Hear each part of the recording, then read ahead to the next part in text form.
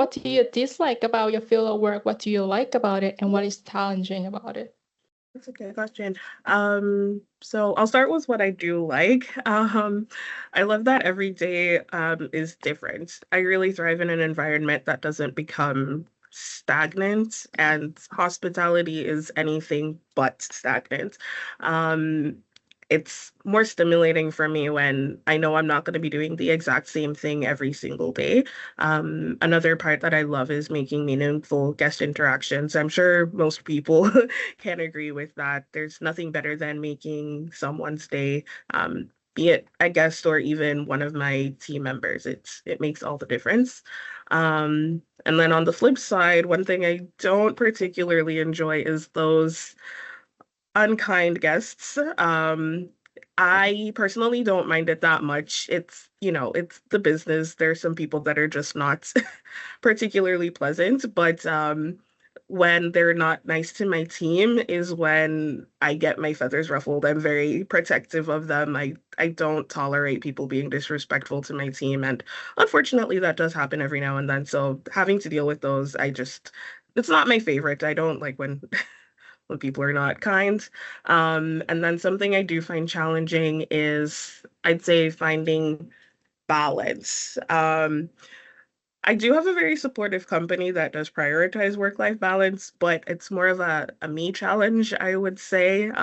If I get very focused on a task, I can sometimes lose track of time and just kind of zero in on it and then realize, oh, I stayed like 2 hours longer than I really was supposed to. But just trying to find that balance, and not staying a bit too long is something I'd say I find a challenge. Colin?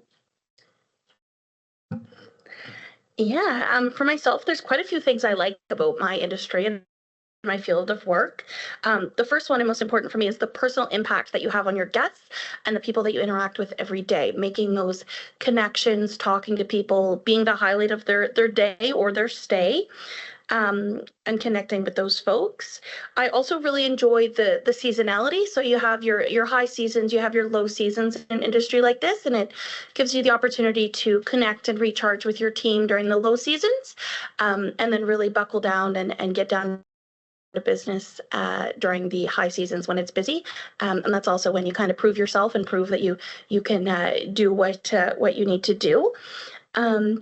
For myself, I do find it very challenging to deal with certain things that I deal with as a manager. IT support would probably be my best example. I am not IT material, but I do my best. And then as far as dislike, I would agree with Lauren that that personal connection and as far as time and making sure that you're giving yourself the time to step back and be your own person and not always be the constant support for your team. Kind of let them spread their wings and fly on their own. Sometimes it can be hard to take that step back, but it's just something that you work on as time goes on in this industry. Is helping others get to where you were and then stepping back to let them do their thing. Haley? I would agree with the girls. There's a common trend. What I like about my field is the fast pace. Every day's different. It's fun. You get to travel. The people you work with are genuinely happy people. Like they're traveling, they're excited to be there, they're excited to see you. So it's overall a very happy work environment. So hiring flight attendants, I see someone start from a resume, a piece of paper, and I carry them for a couple of months, and I get to call them and tell them, hey, you get the job. And most of the time they're so happy, they cry, and that just makes my day. So that just feels really good. What I dislike or find challenging, I'm gonna kind of group together. Um, for me, it's all of like the external factors. Our travel industry is very dependent on what else is going on in the world. So like the pandemic or the economic turn or something going on in the States, all the flights are canceling to the States. So we're very dependent and have to pivot to sort of what the world is doing. And you can't always predict that. So I would like to keep going on business as usual, but you do have to learn how to pivot a lot. And Pierre?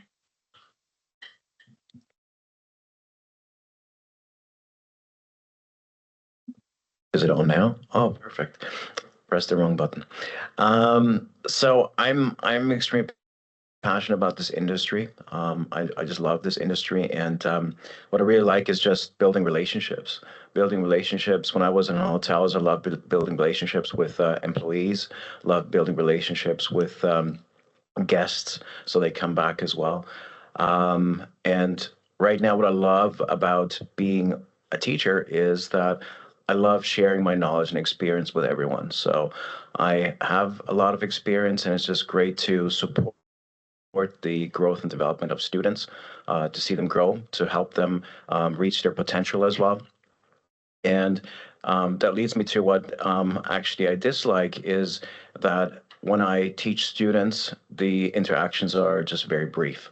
So I've got two students in this room right now, Roger and Keith, that are in my class, and was spent, weekly 2 times 1 hour together, and that for 13 weeks, and then we come and go, and that's it, right? And I just love building relationships, and I always see that as being part of their journey. But I want to be there, to continuously support the students as well. So I think that's one of my dislikes, is that the interactions are very brief, and you cannot get to really know the students as much as you would like to. The other thing is what we mentioned was the balance. It was mentioned a few times. I don't think it matters how many years you've been working. It's always a challenge to find the right balance, because there's so many conflicting priorities. And all I can say is the most important thing is planning your day to really make sure that you get stuff done that is important. Thank you. Haley, has your position on industry changed due to the pandemic? If so, then how? I would say it changed in the sense that everyone is more health conscious, but I feel like we're kind of getting back to pre-pandemic lifestyle. I'm not seeing a lasting change right now in my industry. It took us a while to rebuild. People are still just wearing masks, using hand sanitizer, but the travel is more than ever before, and revenue has been more than ever before. So I think people are just being a little bit more aware, they're planning, but I feel like we're on a good trend right now. Here? Back to me again. Thank you. Has the pandemic changed your position? Absolutely. So during the pandemic, I was laid off because working for hotels didn't have any business anymore. So there was a lot of restructuring. And so that's how my position changed. However, on a positive note, I discovered my passion for teaching. And that's something that, I think is a good lesson in life, is that, whatever comes toward you, it might be a little bit different than you thought it would be, but always being, flexible. And so I think that the pandemic opened new possibilities for me, which I'm very grateful for. Has the industry changed? Absolutely. I think that staffing challenges are massive, and it is getting better, but at the same time, it's not getting better. So during the pandemic, a lot of employees left the industry because they found other opportunities. It is never easy to work in this industry because it demands a lot of hours, weekends, evenings, mornings, and so on.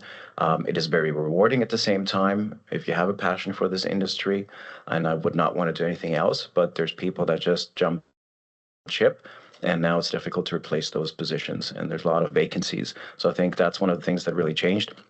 At the same time, guest experiences changed as well. So there's a lot bigger expectations of what you deliver these days.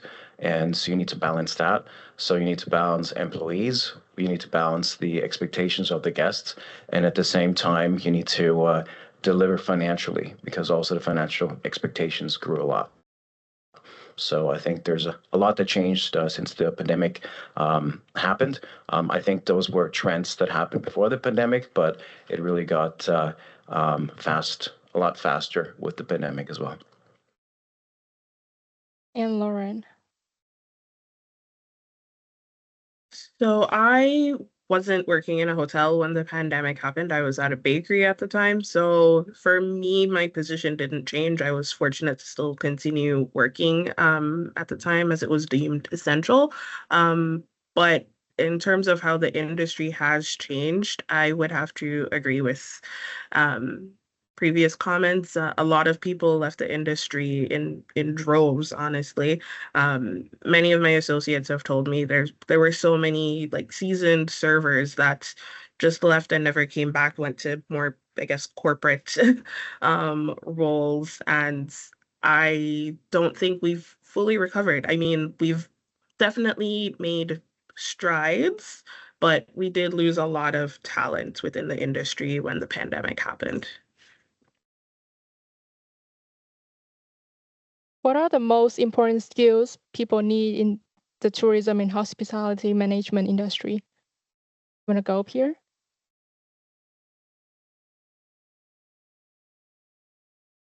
Sure, I can start with that, no problem at all. I think that looking at the important skills in the industry is resilience. I think for me that is a key word. There's a lot of ups and downs and twists and turns in the industry, and I think we have to be resilient and always find new ways of doing things. The next thing is people skills are extremely important in this industry. You need to be able to build relationships with people, and you need to be able to inspire and motivate people. I think you need the talent or the skill set to serve people as well. So you need to have a passion for service. When I talk about service, it's not only for the guests because you want to provide a fantastic experience, but it's also for employees because as future leaders, you need to be able to inspire people. And the way I see it is that everybody is a piece of the puzzle that makes up the picture of an organization. And as a leader, you need to be able to inspire your employees, lead them into the right direction, but you're also serving them. So sometimes you feel like as a manager, you're managing people, but in reality, you should be leading them, and that means serving them as well. And then last but not least, it's the aspect of financial skills. Financial skills are extremely important because you need to be able to deliver profits at the end. Thank you. Haley? I'll just add on. He said a lot of great ones. Another good one would be just like being flexible. Your day to day is going to change all the time, and you can't focus on, oh, I didn't get that done. You might have to pivot to something more important. And critical thinking. You might not have anyone around to help you if an issue comes up. You're going to need to fix that problem on your own, and it might be a creative, weird way, but you have to get it done. And you usually have to do all of this with a smile and at ease, so no one around you knows what's happening. Yeah, thank you. Lauren? And to add to those great points, I would say humility is a big one as well. In this industry, no matter what stage you are at in your career, you are always going to be learning something new. If you think you've seen it all, you certainly have not. So don't get, I guess, too big of a head thinking, oh, I've made it. I know how to do everything. No, you definitely do not. So taking a step back, realizing, hey, I can still learn, is a big thing. And then also willingness to learn. Like I said, you're always learning something new. Never think that you have got it all. There's always something that you can improve upon or find a better way to do something. So I'd say those are pretty big for me. And Cullen? My thing that I like to say is be the yes person. Be the person who, if your manager or a coworker comes to you and says, can you do this, or I need help with this? Be the person who says yes, because not only are you forging a connection with the person that you're helping or taking on that extra task, you're proving yourself and you're teaching yourself a new skill. So don't see it as a burden or an extra thing that you have to deal with or take care of. Think of it as an opportunity. Those skills like problem solving, conflict resolution, taking on those extra things is how you build those skills, and giving yourself the opportunities to kind of flex those skills, which leads me into flexibility, which, as Haley said, is very important. Being a flexible person, especially in this industry with the hours and the demands, you're going to succeed if you allow yourself the opportunity to be more willing to take on extra tasks, extra hours.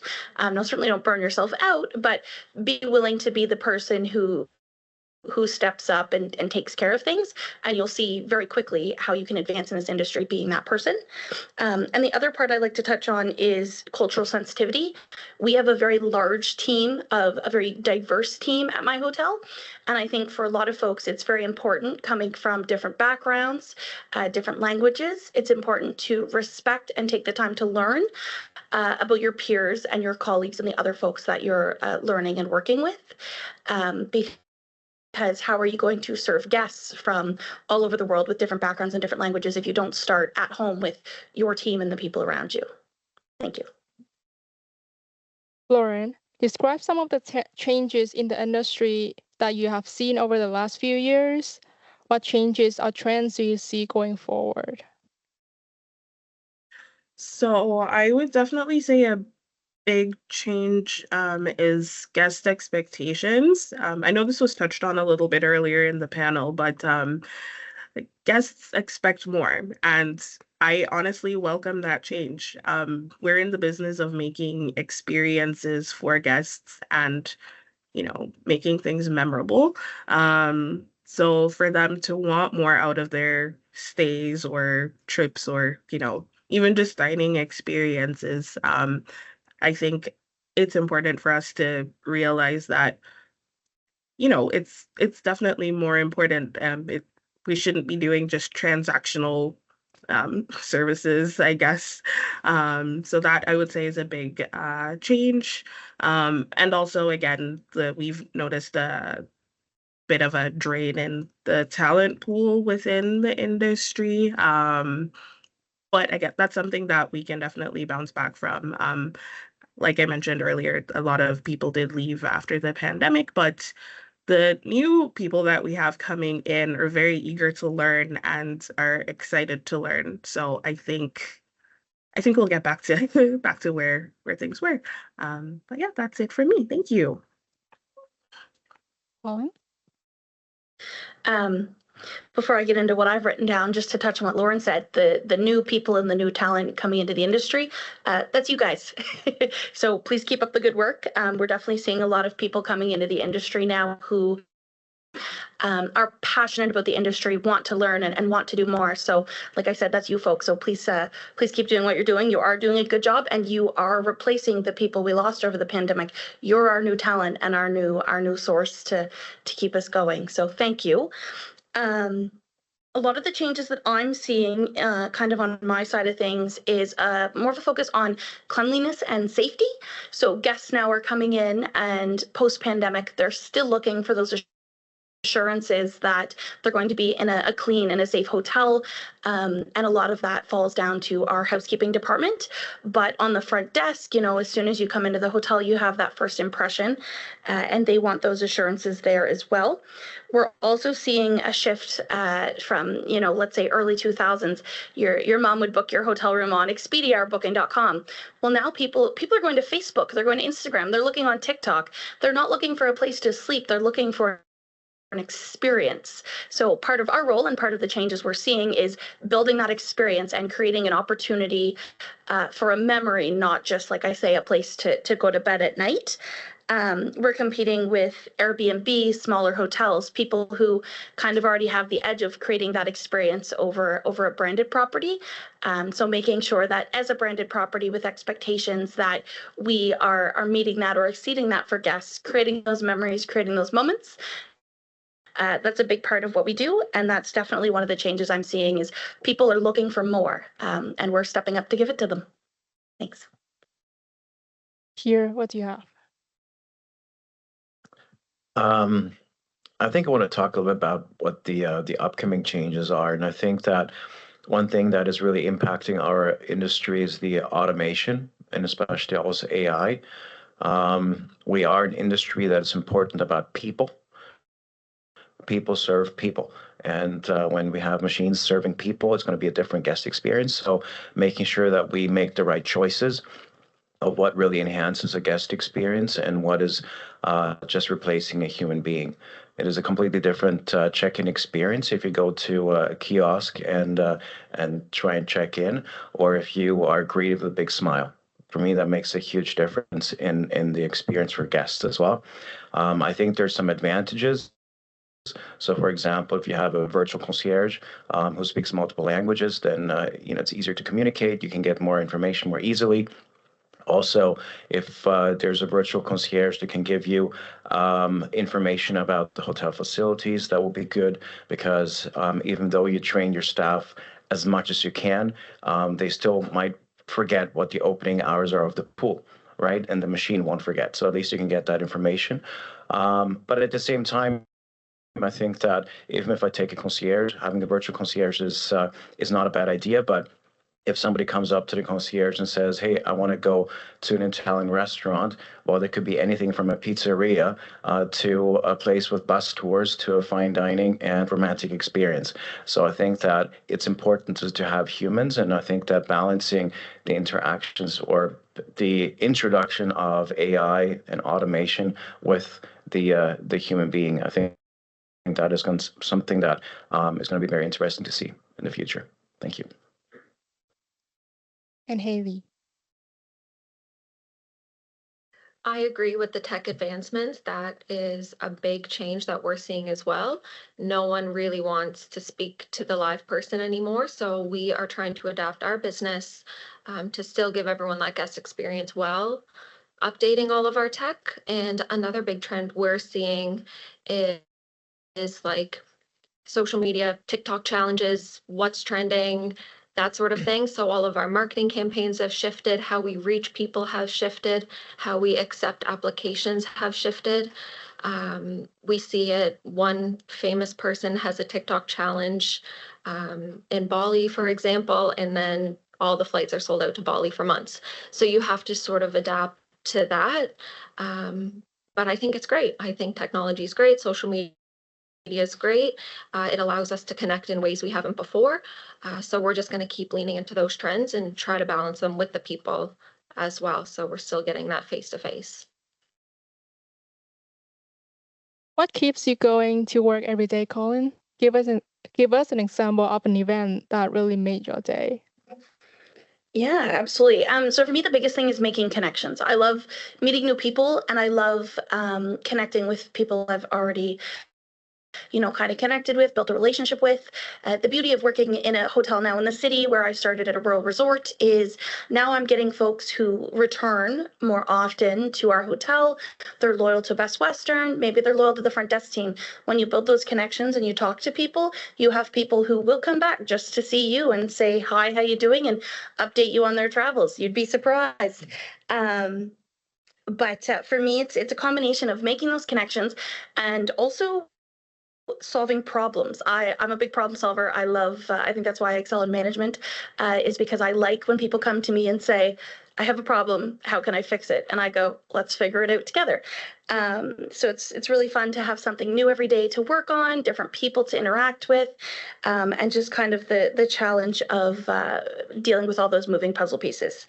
An example, an event that really made my day, it was actually recently, it was just last month, I had a guest who, normally we're the ones who are making that special moment for the guests. This guest in particular had come to our hotel a couple times, really enjoyed my great service, and we had built a connection, and he hand wrote a letter that he delivered to my general manager specifically about me, and how I had assisted him with his stays with us. And it was just a really nice personal touch from him that shows that sometimes it goes both ways, right? The guests can create a nice connection with us, just like how we can create a connection with them. Thanks. Here? What makes my days making a difference? When I worked in hotels, for me, it was very important to make a difference for guests, to provide the best guest experience possible, to create memories, to support team members, see their growth and development.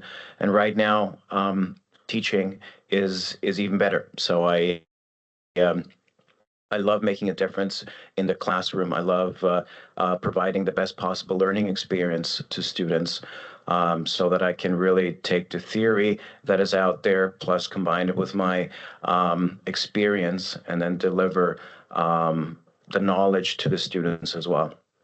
And one thing that was really very rewarding as a teaching experience is that in one of my classes, I did crisis simulation exercise, where based on my experience as a hotel GM, I had students working through different scenarios of crisis in the hotel. Could be a Legionella outbreak, could be a dead person in the hotel, active shooter, whatever it is. And so I did this crisis simulation exercise with a group of students. And a few months later, one of the students reached out to me, and the student owns a tour business. And one of the tour buses actually went off-road and had an accident. And based on what he had learned in one of my classes, he was able to handle the situation much better, because he knew how to handle the his team members, the guests, how to deal with authorities, and so on. So he sent me a message saying that, it really resonated with him. And that's something I love doing is, if I look around the room, is everybody going to go into hotels? No. Is everybody going to be in hospitality? Maybe not. But at the end of the day, I always like delivering something in my classes that you can take for your future. And it doesn't matter where you're going to go, but that you can remember and said, you know what, there was something that made a difference for me. Thank you. Okay. I know how hard it is to go to school, do the perfect resume, apply to 100 jobs, get rejected from all of them. So what makes me go to work every day is just being able to give someone their start in the industry. They try so hard and they want the job so bad to be able to talk to them and get to know them, and then just say, the job is yours. That makes me go to work every day. It's so rewarding. It's so happy. It's just a positive place to be. I once had a girl apply.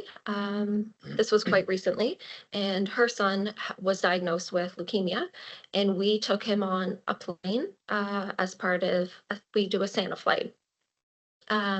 So children who are in the hospital or sick, we'll take them at Christmas to fly around, have cookies, look for Santa, and then when they land, Santa's waiting for them. So we took this one little boy who was not given much time to live. Fast forward to this year, he lived, he's in high school, all is great. His mom just wanted to be a flight attendant, to be able to do that for so many other moms. So to be able to hire her and hear her story, it just made me cry. And we're just changing lives. Like, you might feel like you're doing the littlest thing, but for someone, that's such a huge thing. So it's nice you can kind of affect someone's life in the most positive way. And Lauren. For me, it's definitely my team that keeps me going every day. I just love working with them. They are so supportive. They make work fun. We love joking around with each other, but still making sure we get our work done. They're a bunch of very, very hard workers that most are, trying to seek opportunities to learn, to do better, to improve. And they all come in to do their best. And it's just a delight working with all of them. And then something that really made my day was a little over a year ago. I was still pretty new in my role as assistant manager at the time. And while I had worked with most of them the prior year, I, was more dedicated in that position because I would rotate around the food and beverage areas. Anyway, so they some of them pitched in to get me a little gift that reminded me of back home because I'm not from Canada. And that absolutely just blew me away because, you come in and you want to do your best for your team, make sure that they're happy and well taken care of and make connections with them as well. But it was just nice to see that they also cared about me on a personal level. And I'm not the most emotional person out there, but it definitely left a tear in my eye to know that they cared enough to do something so personalized and sweet for me. So yeah, I'll cherish that memory forever. Haley, what is one piece of practical, tangible advice that you would give to our business and tourism students entering the workforce? I think my advice would be, and I know you touched on it a little bit too, is to always say yes. I know right now it's sort of a trend of work-life balance, only work between your hours, always ask for more money. But I think it's also really important, in addition to that, yes, that you do say yes to get the experience in every department that you're in. I'm in HR, but I've done projects on our diversity team. I've assisted flight ops. I've covered mat leaves and payroll just to say that I can do it. So I think just do as much as you can, learn as much as you can, and say yes, and that will go a long way with your employer and your future. Lauren? For me, I would say, I know I've said it earlier as well, always seek opportunities to learn. That is a big, big, big thing for me. Try a bunch of different things out. For me, co-op, when I did my co-op, at the time I thought it would be my dream co-op. It was at a bakery. I always wanted to own and operate my own bakery. But through that co-op, I realized I very much do not want to do that. Don't get me wrong, still a great experience, but I was like, okay, time for me to pivot for sure. So if you don't try things out, you're not gonna know, where your passion really is. So even if you think, that may not be, for me, at least give it a try. You never know what might lead from it. Um, and also when I was doing my voyage, I did many rotations throughout the hotel, so I got to shadow all the departments in the hotel, which was super great. Very short rotations, but it also showed me, oh, I never would have thought to go down this path, but it's actually really interesting. Or areas where I thought, maybe I could do this eventually. I was like, absolutely not. That is not for me. So definitely try to learn, take opportunities, even if you may be a bit hesitant. You never know where you might fall in love with in the industry. Cullen? My piece of practical, tangible advice would be to prioritize building a strong network. Starting out in the industry as you are, in school, you're going to get all sorts of opportunities. They're going to hand feed them to you, such as today, give you an opportunity to come in and talk to industry leaders. But once you're in the industry, as far as building those connections, you are, kind of starting out on your own. So start now, start connecting with people on LinkedIn, start attending events, start looking for invitations or opportunities to meet with people who are in the industry, whether it's someone who works in a hotel, whether it's someone who operates a tour business. Look for those opportunities, look for the folks who are in the industry or the sector or doing already what you're looking to do. Connect with those people. Like Lauren said, try those things out, see if that's what you're interested in doing. But until you're doing it or until you're talking with someone who has been doing it, you don't really know. So take advantage of every opportunity you get, and make those connections now. Network, and introduce yourself, and don't be afraid to put yourself out there. Thanks. Last but not least, Pierre. I do have a bakery story as well. It's slightly different. So first of all, it's very important to follow your passion. and do whatever you want because you put your heart into it and not because somebody tells you to do something. And the baker story for me is that after I finished studying, I called my grandma and she asked me what I'm earning in my first job. And I told her, and she said, wow, so we sent you to study and you're earning the same amount of money as your cousin who's a baker. And I followed my passion. I built a huge career. I worked, around the world, and I'm very excited about what I did. And so I'm excited where I am today. And my cousin is also a baker still today. So, and you can be passionate about being a baker. It's not a problem, but you have to follow your passion of where you want to go as well. And that's a key thing is don't always look at the pay in the beginning because the pay might not be great.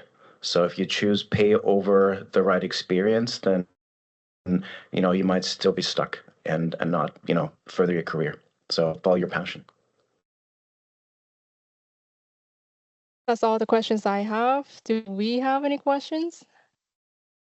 And the students from online, you can put your question in the chat. There are 2 questions. Hello. How do you adapt and make guest experiences unique or memorable when you're facing difficulties or challenges, especially with those maybe lesser pleasant consumers or customers you might have? Any of you can answer. That's a great question, first of all. A lot of people think I'm crazy, but like how I said earlier, I like solving problems.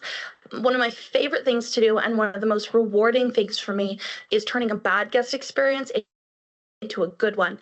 My first piece of advice is listen. Most people, like myself, we just want to talk. We just want to talk and we just want to be heard.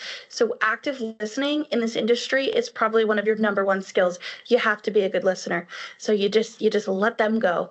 And that is how I deal with difficult guests. That's how I turn those situations around. You just listen and that's it. They will tell you what they want. You just have to let them ramble on long enough to get it out. And then they will explain the situation, let you know what's been going wrong, and then they will either give you the opportunity to fix it or they will tell you what they want you to do to fix it. And then from there, it's really simple. You just fix it. Yeah. Does that answer your question? Awesome.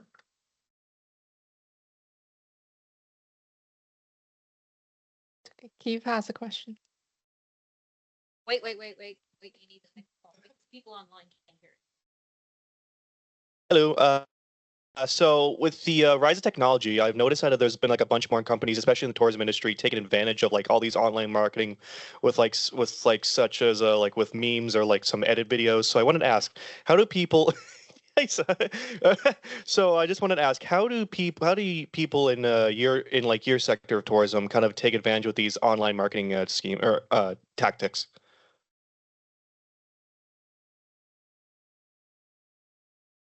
Been leaning into it. We're trying our hardest. So I don't know if you've seen like the trading cards for the airline pilots that's been going around TikTok.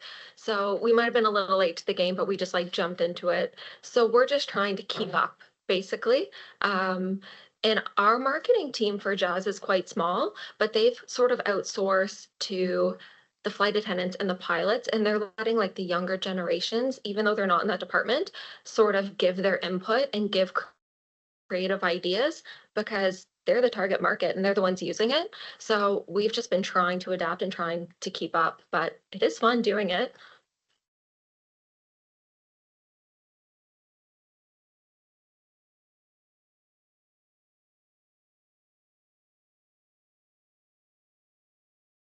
Yeah, so being in a hotel, we're not a lot of people out there are making memes about Best Western. Though I will say one thing that's really cool, if you haven't heard of it yet, Best Western is based out of Phoenix, Arizona, and our account on TikTok, I only stumbled upon it myself just being on TikTok, not actually being told through my company. They had a student, very similar in age to most of you folks. He took over the main Best Western TikTok account for about a month. He moved in to a Best Western down in Phoenix, and he basically did a video series for a month, and they're still up on our TikTok page if you want to go look. And he did trends and dances with people who worked in housekeeping, maintenance workers. He chased the GM around asking him questions when he was trying to go to meetings. He dressed up in costumes. He ate breakfast for free every morning in the restaurant. So a lot of cool things being done with technology and new social media out there by companies.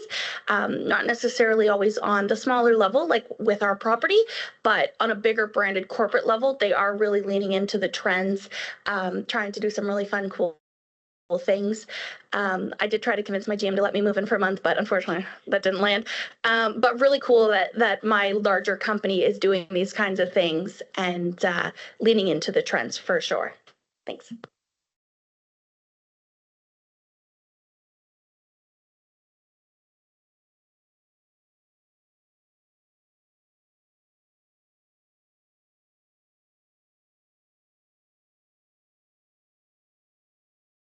So I have a question for you. Like, how hard or easy it's for you to get a job in tourism and hospitality sector without having totally different background in studies? That's a great question. First of all, it helped that I lived only 2 blocks away from the hotel. Location, location, location. It also helped, like I said, connections. So the head accountant or controller at that property was the mother of a childhood friend. So it's all about who you know. Also, it helps that if you're looking for a seasonal position, so for example, my property, even though we are in the city, we do tend to bulk up our staff during the summer season.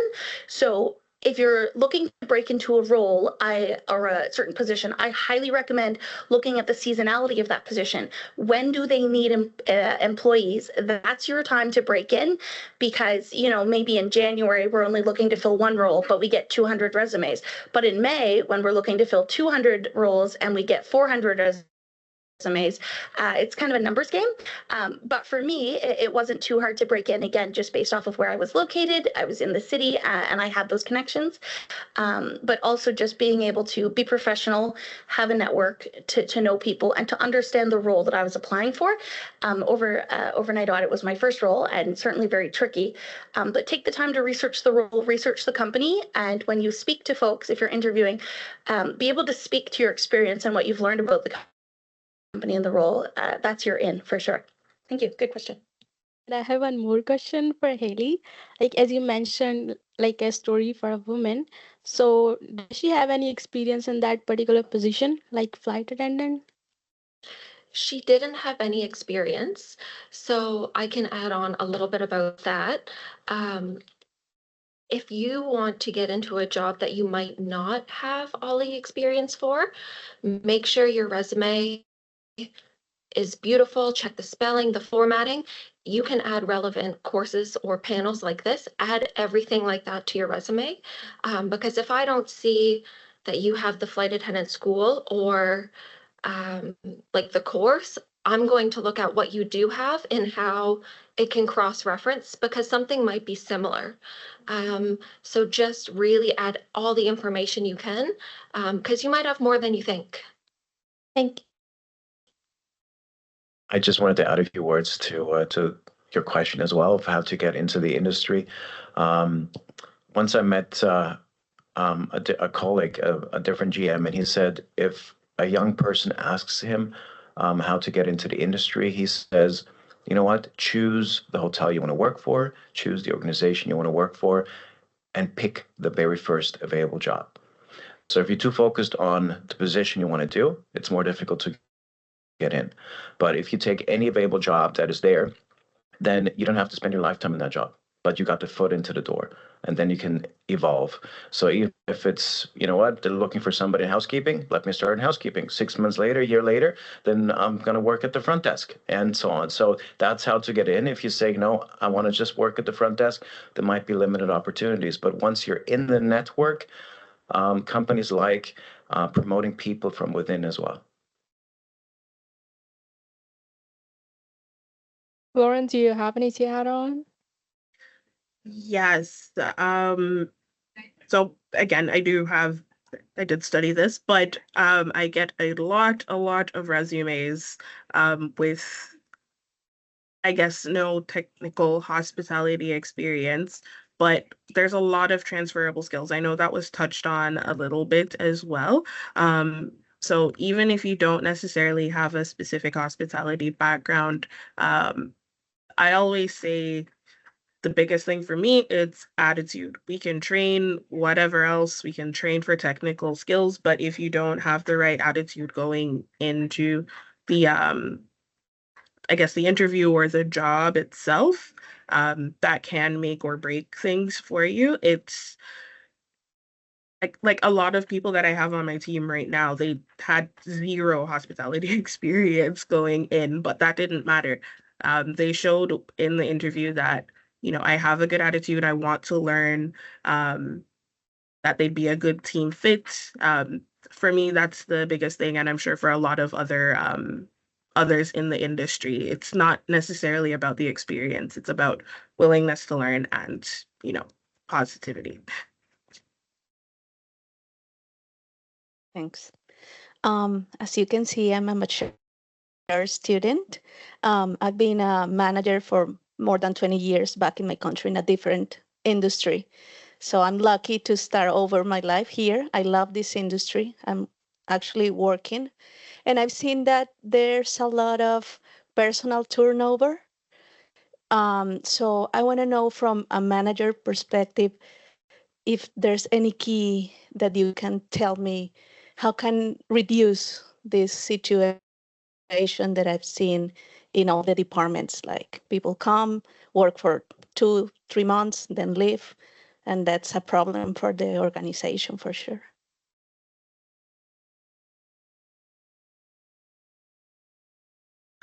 If I might hop on that one, that is, oh, sorry, sorry, Pierre. Um, I agree, that's definitely an issue, turnover within the industry. One thing that I'd say can make or break is fostering a really good team environment. Um, a lot of the times people aren't necessarily, well, I shouldn't say a lot of the time. Sometimes people don't come into hospitality to make it their career, but then they wind up staying a little bit longer with us if they really like where they work. And to kind of tack on to the answer that I gave earlier, a lot of the reason why I love my job so much is because of the team that um, I've helped to build. Um, Making sure that your employees feel supported, making sure that you're providing them with opportunities to learn more and grow more. Because, like I mentioned, some people, this isn't exactly where they want to stay forever. That's okay. There's other avenues within hospitality that they can grow into. So for my company, yes, I'm in food and beverage, but I have employees that are interested in engineering. Make sure that they get those opportunities to cross train if they've, expressed interest and are, doing well at their current job. That's how we get people to stay in the company. So for some, again, it might be just a foot in the door where they started, but as long as there's other opportunities for them to grow and that you support them, um, I think that does help a lot with turnover. I hope that was cohesive enough and answered your question.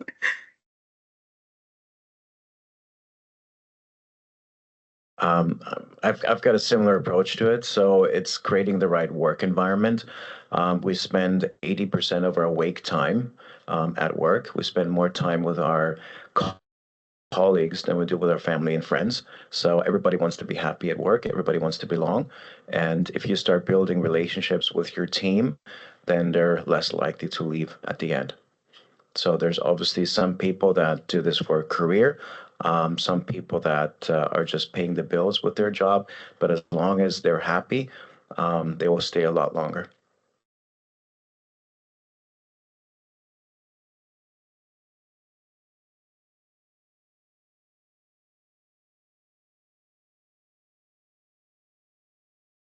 We have time for one more. I have question for Haley. Can you guys hear me? Yes. So for every position there, as you know, that you get probably a lot of applicants, and when you have to reject someone, do you give them feedback of like a real feedback of why they were not selected? We do. We have a few different types of feedback. So for an average flight attendant hiring campaign, we'll get around 10,000 applicants. So if I have just like a minor interaction, we'll just send like a standardized regret letter.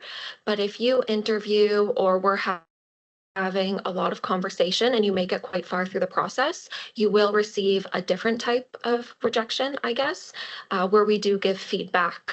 And we always are more than happy if you have questions about what you can change or do differently in the future. We're more than happy to talk about that as well. So always reach out and ask questions. I've been applying for a lot of jobs and I've seen a lot of hiring managers. They don't really get back to you, or they're like the response I get is very vague, and then they kind of ghost me a lot of times. So it kind of gets frustrating. I understand now as you're telling me that you get average 10,000 applicants. So I guess there's a probably number of people working. That's an issue, I guess. It's definitely like a staffing thing. We can only do so much in a day. I would just recommend keep applying, keep trying. It's hard to take the rejection not personally, because I do as well. You just have to know what's kind of meant for you is meant for you. And if they see your application and they're like, she's the one, they'll know. But ask questions. If they don't get back to you, someone will eventually, but just don't give up. Keep trying. It's hard. Thank you. My question's for you, Peter. At the very beginning, you talked about how you did internships. And do you think you could talk about like how you got into that, how you made those connections, especially with the international people as well? Yes, absolutely. So I had to apply for a lot of internships. So I was in Austria studying and I applied for hotels in the US. And I was lucky that they had at the Hyatt Regency in Atlanta, Georgia, an internship program, and that I was selected to join them. And that was my way into the company in the first place, because the second internship then in Paris was a lot easier because I could say, I already worked for you in the US, and now it was easier to get into a Hyatt hotel than in France as well. Mm-hmm. Thank you, our panelists, for taking your time and being here with us today. We have some gifts for you, and thank you, students, being here. And just a reminder that you have 48 hours to complete a survey if you want the point.